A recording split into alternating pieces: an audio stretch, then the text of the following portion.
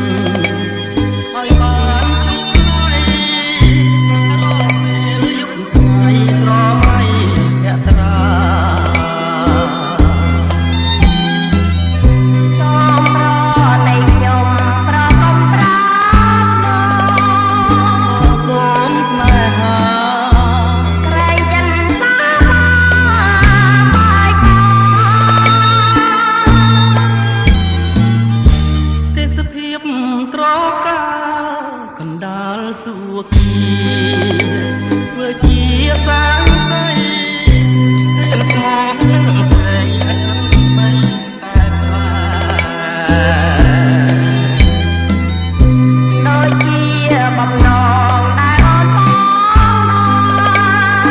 រូបមករួមស្នេហ៍អូនព្រួយខ្លាចមិនខ្វល់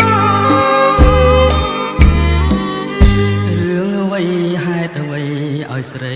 សង្ការសូមពងអរ៉ាប្រាប់ថាដួងចិត្តបរិសុទ្ធឥតខ្យងរូបអូនមិនល្អគ្រួសារជាងប្រុស